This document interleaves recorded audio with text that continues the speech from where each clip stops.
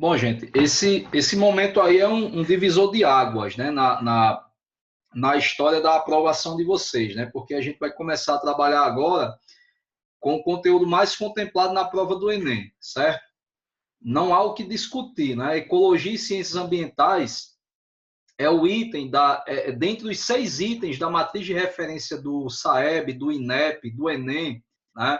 Dentre esses 6 itens da matriz de referência, ecologia e ciências ambientais é o que é cobrado com maior recorrência nas provas, né? Em 21 anos de prova, a gente contabiliza aí mais de 200 questões, sem exagero. Então, vamos começar a trabalhar com ecologia e ciências ambientais.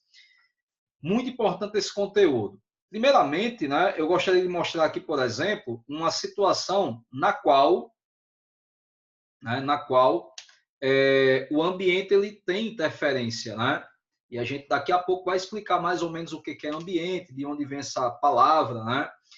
Por que as rãs estão coachando, né? O que acontece aí, de forma bem resumida, é que um professor reuniu um grupo de alunos e eles encontraram em um lago, né, algumas rãs que estavam apresentando essas deformidades nas patas, né? E aí eles começaram a se perguntar o que poderia ter causado, né, essa malformação, né? Rãs com patas supranumerárias, né, patas disformes, e aí eles começaram a levantar hipóteses, né, acreditando que, por exemplo, essas rãs mutantes, elas teriam surgido como uma consequência, né, da poluição que se encontrava nas fábricas ali ao redor daquele ambiente, daqueles lagos, né?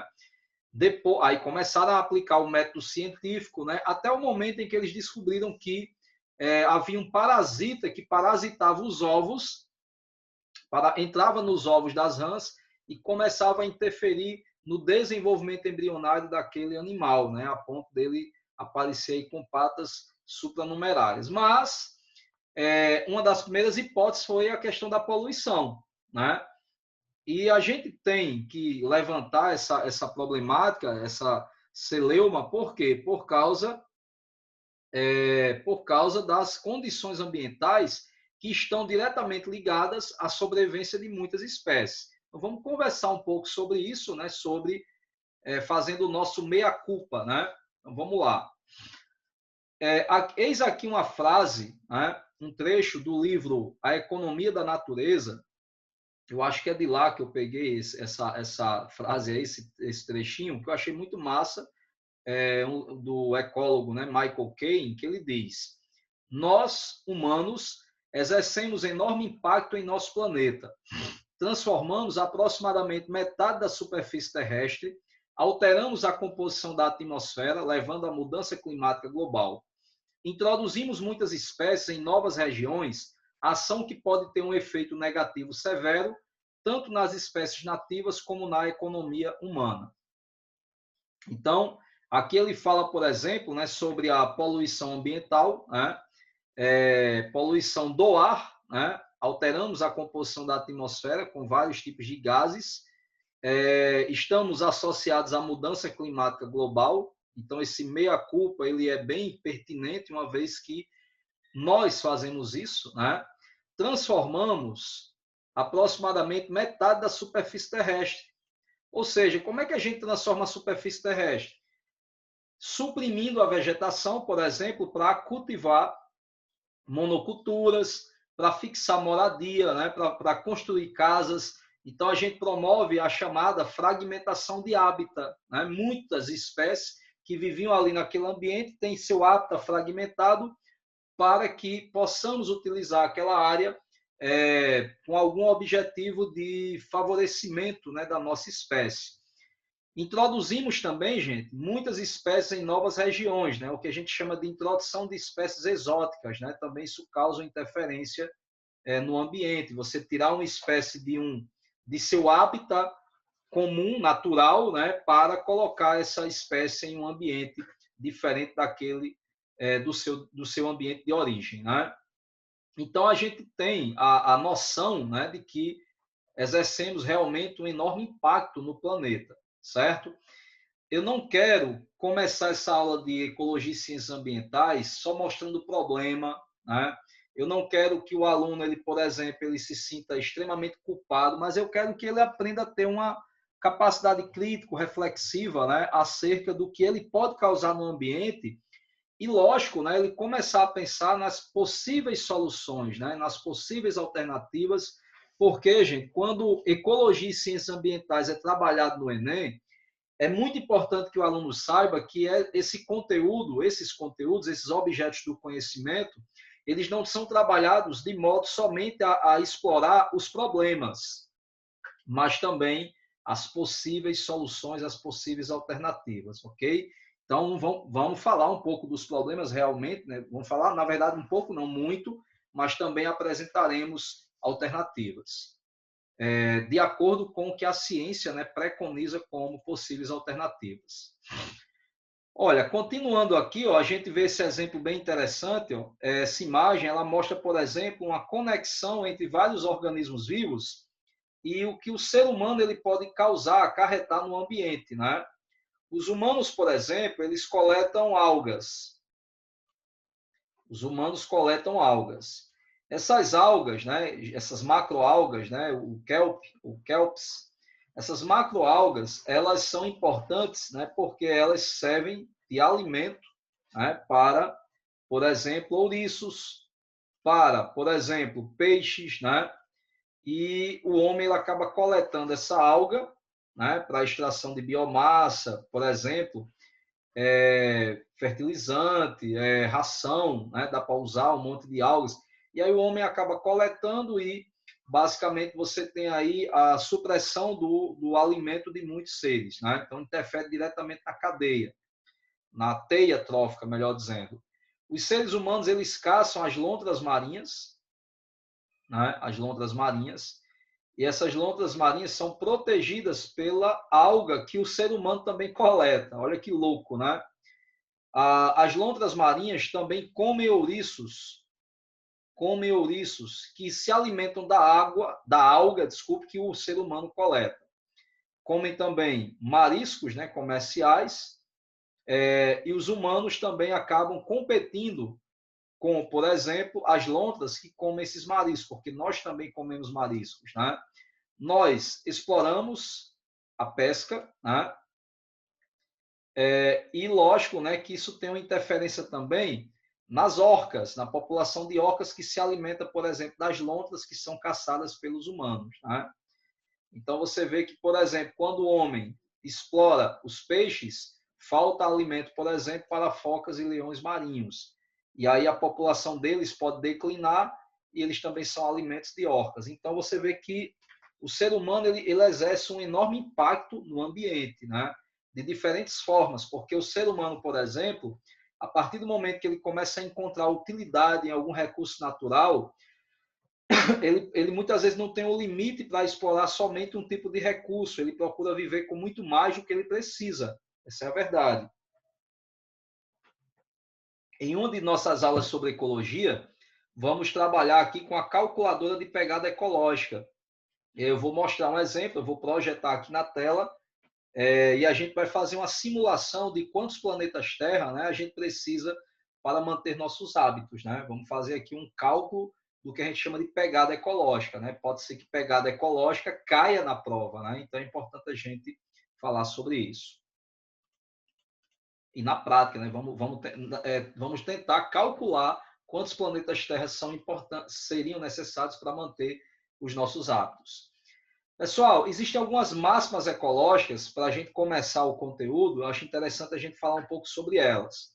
A primeira é que nunca é possível fazer só uma coisa no ambiente. O ambiente é muito dinâmico. Os organismos interagem com outros organismos e com o ambiente físico. Como resultado dessa interação, os eventos na natureza eles são interligados. E o que afeta um organismo e lugar também pode afetar outros organismos e lugares. Né? Então, basicamente, a gente vê o exemplo aí de rios aéreos, né, rios voadores, né, que geralmente eles são suprimidos, né, por ocasião de termos uma diminuição da evapotranspiração em florestas tropicais. Então você já diminui a quantidade de massas úmidas que se formam nas alturas e que, por exemplo, poderiam ser transportadas para outras regiões.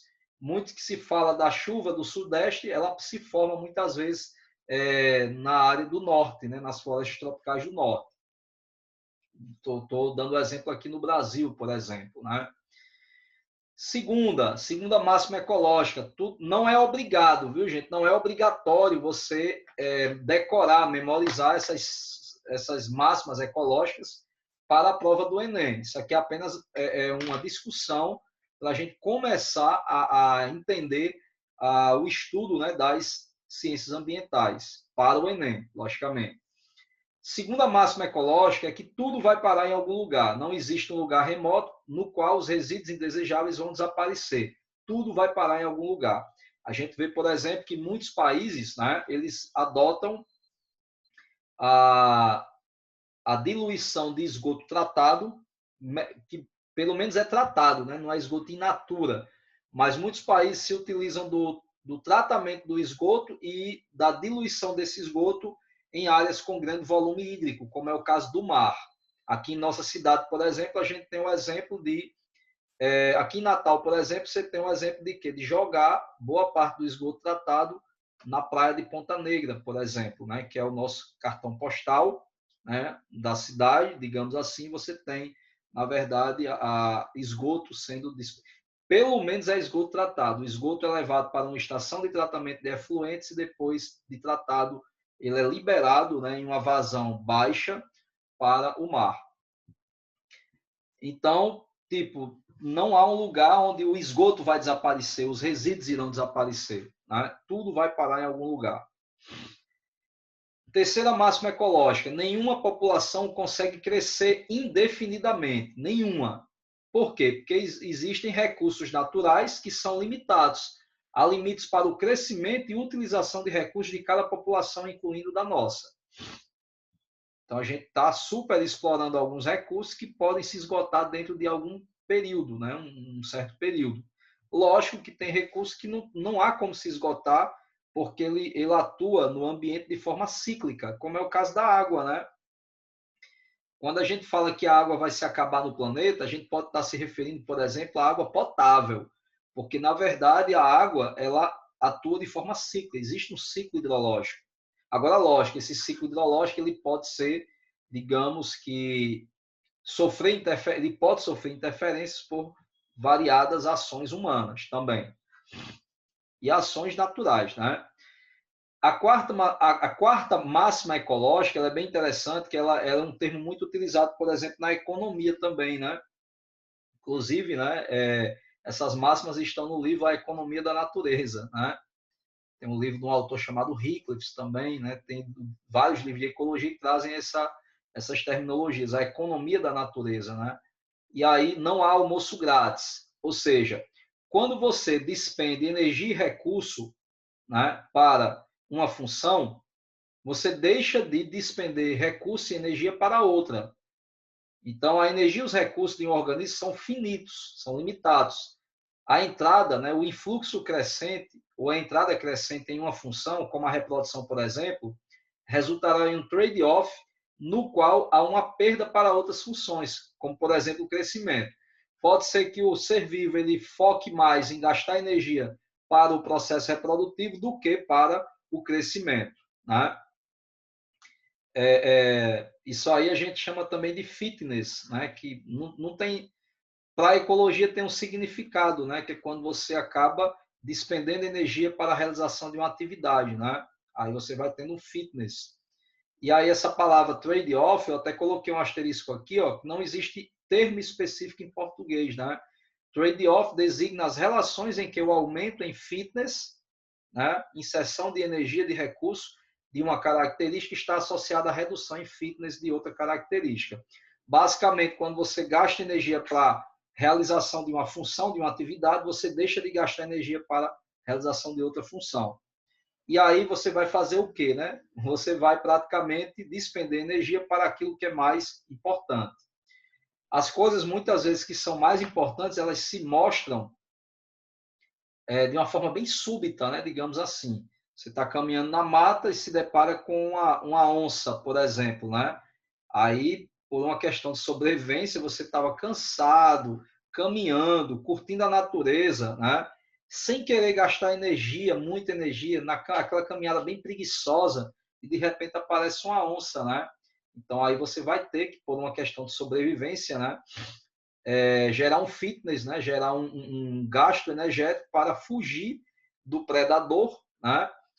E aí você acaba correndo, né? E deixa, por exemplo, de gastar energia com a sua leve caminhada. É um exemplo, né? Não é um exemplo bom, mas está valendo. Quinta máxima ecológica: a evolução é importante. Não há, gente, como estudar ciências ambientais sem falar de evolução. Do mesmo modo que não há como falar de evolução sem falar das ciências ambientais, né? Do ambiente. Os organismos evoluem ou mudam, né? Lembrando que a evolução é um fato. Quando a gente fala a teoria da evolução, a gente está sendo meio que simplista, porque existem várias teorias evolucionistas, já não existe uma teoria da evolução. Mas muita gente fala a teoria da evolução. Ah, a evolução é só uma teoria. Não. As teorias evolutivas são conjuntos de conhecimentos que buscam explicar o processo que é a evolução. Então, a evolução é um processo, é um fato, ela acontece. E aí ela se baseia em quê? Em mudanças. E essas mudanças, elas podem ocorrer mediante mudanças ambientais também. Os organismos evoluem ou mudam com o tempo. É um erro vê-los como estáticos. A evolução é um processo contínuo, pois os organismos enfrentam continuamente novos desafios frente às mudanças, tanto nos componentes bióticos como abióticos do ambiente. Como assim? Eu estou num ambiente onde aparecem muitos predadores. Isso aí vai interferir na minha sobrevivência, né? Na seleção natural também. Se eu serei selecionado mais facilmente ou não. Assim como também, né, irradiação solar excessiva, disponibilidade de água. Então, muitos fatores abióticos também interferem no ambiente, o que leva os organismos a mudarem e a serem selecionados. Então, a evolução é importante também como uma máxima ecológica dentro do ambiente. A evolução depende do tempo. O ambiente ele sofre a ação do tempo. Os ecossistemas mudam com o tempo. Quando vemos o mundo como conhecemos hoje, é fácil esquecer como os eventos do passado moldaram o nosso presente e como as nossas ações atuais podem afetar o futuro. Então, basicamente, né, o ecossistema que está hoje de uma forma, ele pode ser outro no futuro. Tivemos um exemplo fantástico aí da ilha de Krakatoa, na verdade, da ilha de Java, na Indonésia, onde existe um vulcão chamado Krakatoa, que no final do século XIX, se eu não me engano, ele entrou em erupção e devastou toda a ilha, né? Aquela lava saiu tomando conta de toda a floresta que existia naquela ilha e aquela ilha ficou estéril, um ambiente devastado, né? Pelo fogo, pela lava do vulcão. E aí, hoje você chega na ilha de Java, você vê que naquela área onde tem o vulcão Krakatoa, já tem uma floresta exuberante, que em aproximadamente um século ocorreu um processo de sucessão ecológica. Então, o ambiente que era um no final do século XIX, totalmente devastado, hoje é outro. Então, da mesma forma que um ambiente devastado, ele pode... Existe uma coisa chamada resiliência ambiental. O ambiente ele pode se recompor em meio a situações desfavoráveis. Mas isso não é desculpa, né, gente? Utilizar a resiliência ambiental, a capacidade que o ambiente tem de se recompor em meio a um cataclisma, por exemplo, uma catástrofe, utilizar isso como desculpa para devastar, né? Mas é interessante lembrar que o ambiente ele muda bastante com o tempo. Uma forma interessante de visualizar isso é pegar, visitar sites onde você veja a cidade em um período mais antigo, né? Um período antigo, para comparar com a cidade de hoje, né? O pessoal faz muito isso aqui com Natal, Rio Grande do Norte, né? O pessoal coloca, por exemplo, imagens, né? Tem Natal das Antigas, né? Alguns Instagrams aí, alguns perfis que mostram como era a nossa cidade antigamente. E aí você vê, por exemplo, o Morro do Careca Cabeludo, né? Porque na verdade era um Morro do Careca tomado por vegetação. Não tem aquela faixa de areia como a gente vê, por exemplo, hoje. Sétima e última máxima ecológica: a vida seria impossível sem interações entre as espécies. É tanto que eu questiono muito, gente, alguns livros. Tem um autor brasileiro, inclusive, de nível superior, mas não é que eu questiono, sim, a forma de explicar. Que você chama, por exemplo, uma relação de neutralismo. O ecossistema é muito dinâmico. Se eu digo, por exemplo, que o que afeta um organismo em lugar, por exemplo, como na primeira máxima ecológica, nunca é possível fazer uma coisa só. O que afeta um organismo em lugar também pode afetar outros organismos em lugares. De forma indireta, tudo bem, mas aí eu venho e digo que a vida seria impossível sem interações entre as espécies. Então, praticamente, não existe um neutralismo, né?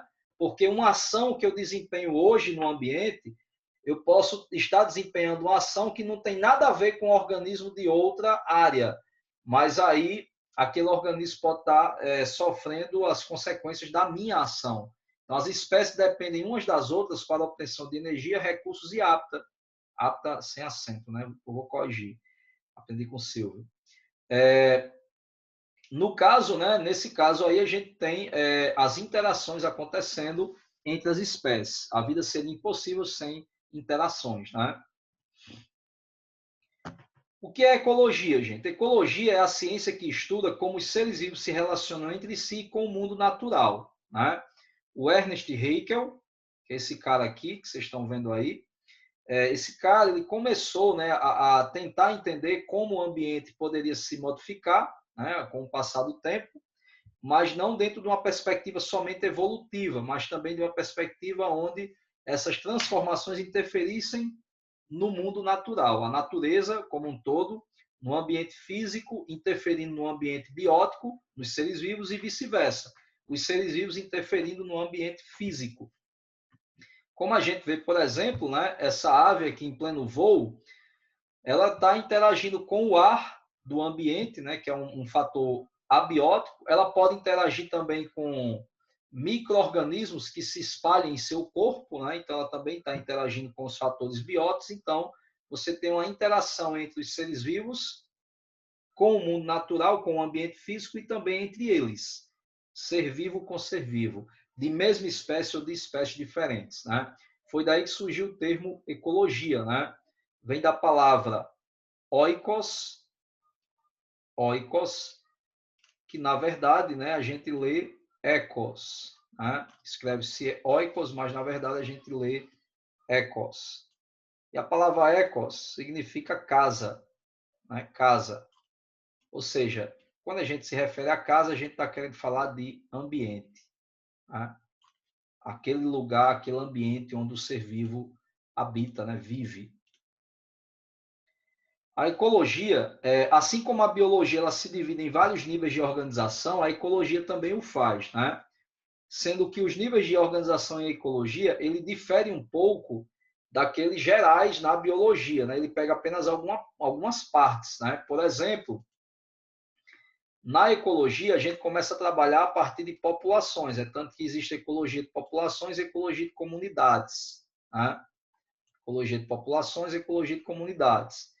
Só que para formar uma população, eu preciso saber, no mínimo, o que é um indivíduo, um organismo, um espécime. O que é um espécime? É um exemplar de uma determinada espécie. Então, eu diria que se a ecologia, partindo do conceito que a ecologia é a ciência que estuda a relação entre seres vivos e com o mundo físico também, então, se existe interação, não posso estudá-los sozinhos. Por isso que a gente começa a estudar a ecologia a partir desse nível de populações, ok? E aqui você tem, ó, dentro da ecologia, né? A população, eu analiso os fatores ambientais que interferem no crescimento populacional, na comunidade, as relações entre espécies diferentes, no ecossistema, no nível do ecossistema, as mudanças, né, nesse ecossistema. Essas mudanças são caracterizadas como sucessões, né? Substituição de uma comunidade por outra, biosfera, né, interrelações entre esses ecossistemas. Então, vamos lá. Começando aqui com o indivíduo. Por mais que, né, por mais que admitamos que a ecologia começa pelo nível de população. Para formar uma população, eu preciso de indivíduos de mesma espécie. Então, aqui, por exemplo, você tem uma tartaruga, né, que representa, por exemplo, um indivíduo. Eu não estou considerando os corais, que ali já seriam outros indivíduos, estou considerando somente a tartaruga, nesse exemplo aí. Então, você tem um exemplar de uma espécie qualquer que constitui uma unidade distinta. Então, o indivíduo ele não é estudado diretamente dentro da ecologia, mas eu preciso entender a interação dele com outros seres. É por isso que surge a ideia de espécie, né, gente? O que é espécie? Espécie é o conjunto de, sim, conceito biológico, porque na verdade existe o conceito linneano, existe o conceito fenético, existe um conceito de espécie que é um conceito ecológico, mas ele não é tão plausível, digamos assim. O conceito ecológico de espécie diz que espécie é o conjunto de seres vivos semelhantes que compartilham o mesmo nicho. Mas às vezes você pode ter indivíduos de espécies diferentes compartilhando um nicho mais restrito, igual, né? Então, há de se ter calma, né? Cuidado quando você infere o tipo de conceito. O conceito de espécie mais utilizado hoje é o conceito biológico. E esse conceito biológico, né, proposto por Ernst Mayr, ele diz o seguinte: espécie é o conjunto de indivíduos muito semelhantes entre si e aos seus ancestrais que se entrecruzam naturalmente, em condições favoráveis, produzindo descendentes férteis. Aí veio Ernst Mayr e disse, sim, produzindo descendentes férteis, isolados, faltou essa parte aqui, isolados reprodutivamente de outros organismos. Então, ele propôs a ideia de que, para existir realmente uma espécie, esses indivíduos devem estar o quê, gente? Isolados reprodutivamente de outros organismos. Então, há de se ter o isolamento reprodutivo. Para se formar uma nova espécie, temos que ter um isolamento reprodutivo, certo? As espécies diferentes, os seus organismos, eles podem até cruzar, mas eles não geram indivíduos férteis, e se gerarem indivíduos férteis, eles não estão isolados reprodutivamente de outros organismos. Por isso que não constitui uma nova espécie. O organismo ele será chamado de híbrido. Ok? Vou apagar isso aqui. A gente trabalhou isso na parte de sistemática, né? Vamos lá. População, né? População. O que é uma população? É um conjunto de indivíduos da mesma espécie que ocupam uma determinada área num determinado período de tempo. Aqui, por exemplo, a gente tem uma população de peixes, porque eles são de mesma espécie, com exceção desse intruso aqui, ó, né? Quando eu captei essa imagem para colocar na aula, eu não tinha visto esse cangulo, esse peixinho aqui que está se misturando acho que são mariquitas, essas aqui. Então, você tem aí, basicamente, né, conjunto de indivíduos de uma mesma espécie ocupando uma área num determinado período de tempo. A comunidade já é diferente, né, gente? Na comunidade eu tenho um conjunto de seres vivos de espécies diferentes. Logo, eu tenho populações diferentes. População de zebras, população de gnus, população de leões, na verdade, e leoas, população de plantas de uma determinada espécie. Então, essas populações diferentes, de diferentes espécies, elas interagem direto ou indiretamente umas com as outras, né? Então, isso aí forma o que a gente chama de comunidade ou biocenose. A comunidade é diferente de ecossistema. O ecossistema é basicamente a união entre a comunidade, né, formada pelos seres vivos, o meio biótico, e o ambiente físico, que é o meio abiótico. A gente também pode chamar de biótopo. Biótopo é o ambiente físico. É a junção ali de água, luz, temperatura, né, minerais, fatores físicos e químicos que existem no ambiente compõem o seu meio abiótico. E aí eu posso ter aqueles microambientes, o maior exemplo de ecossistema, né? O exemplo mais divulgado, difundido de microecossistema é o aquário, né, gente? Quando eu coloco ali a terra, cascalho, areia, né? Cascalho, água, exponho a luz, boto uma bombinha para oxigenar a água. Então, nesse caso, eu tenho aí só fatores abióticos. e ali eu vou colocando, inserindo naquele aquário alguns organismos. Então, dessa forma, eu tenho um microecossistema. Só que tem alguns ecossistemas que são conhecidos por sua formação fitogeográfica, né? pela localização e pelo tipo de vegetação que ocorre. Aí você tem outros conceitos, né? Como biomas, biócoro, né? E aí a gente vai discutir direitinho que conceitos são esses. Até que ponto, por exemplo, um aquário ele é um ecossistema, mas ele não é um bioma, né?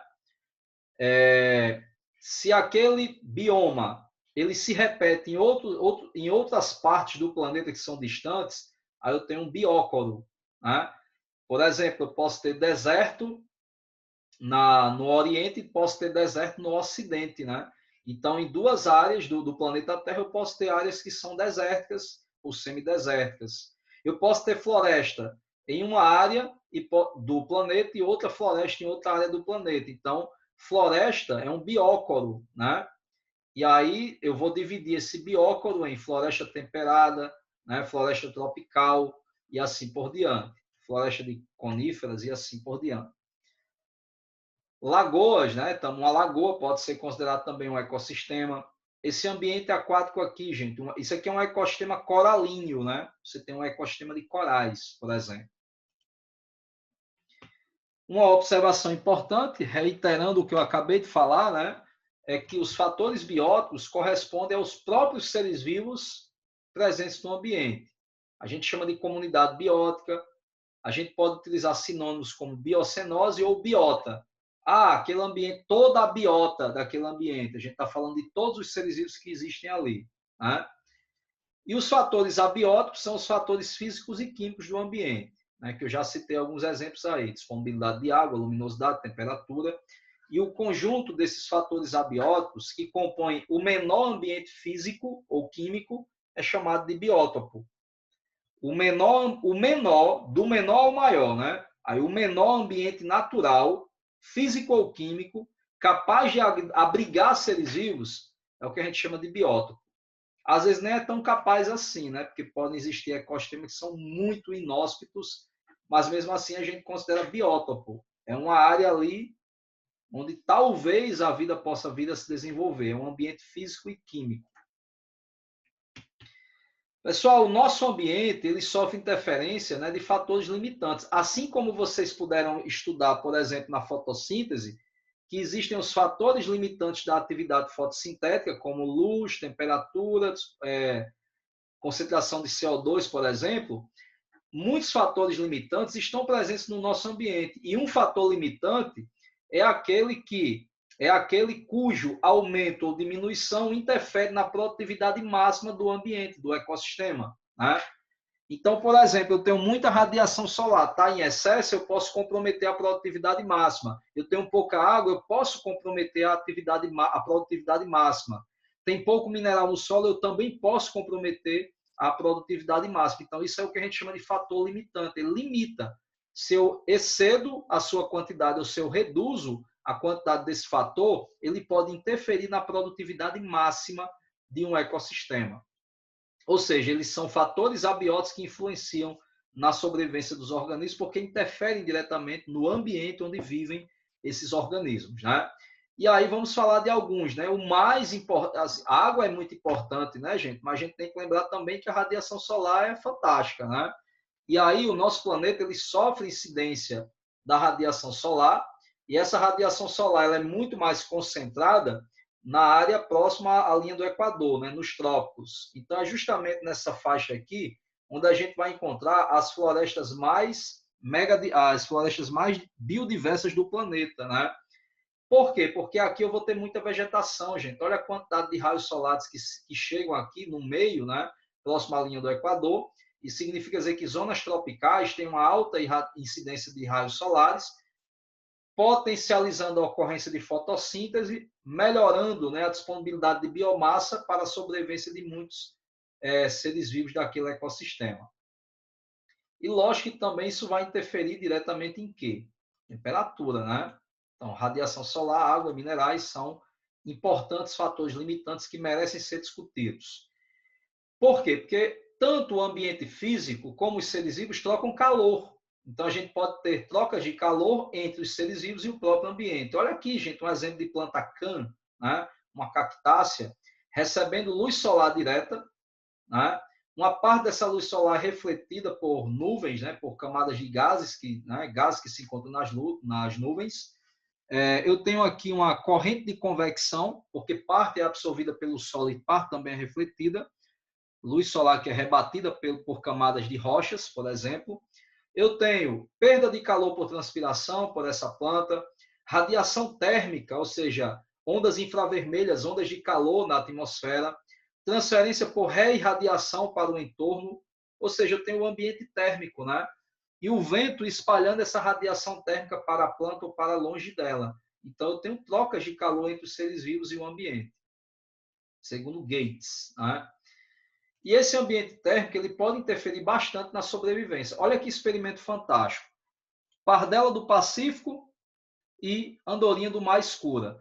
Perceba quem é mais adaptado a um ambiente mais quente ou não. Vamos lá. A pardela do Pacífico, ela comumente põe seus ovos enterrados em buracos na areia, né? E aí, quando ela faz isso, ela tem um percentual de eclosão de praticamente 50%, ou seja, de cada 10 ovinhos que ela põe, 5 eclodem. Então, ela tem até um sucesso reprodutivo legal. Só que aí, quando, de propósito, ela põe o ovo em um buraco, aí o pesquisador vai lá e puxa o ovo e expõe, ela vai chocar aqui, o ambiente térmico, a exposição a maior quantidade de radiação solar, dificulta o desenvolvimento do embriãozinho da pardela do Pacífico. Aí o que acontece? O sucesso da eclosão dela cai para 10%. Mas em um experimento, os caras fizeram o quê? Cabaninhas. Ela encontrou um ambiente mais sombreado, não tão quente, né? Sem a necessidade de enterrar os ovos na areia, ela começou a pôr os ovos, ela teve um sucesso de eclosão, ó, da mesma forma que o homem pode comprometer, contribuir negativamente, né? Ele pode contribuir positivamente para o ecossistema, né? Então, ó, fazendo essas cabaninhas aí no experimento, ele simplesmente atingiu a 70%, né, de sucesso de eclosão.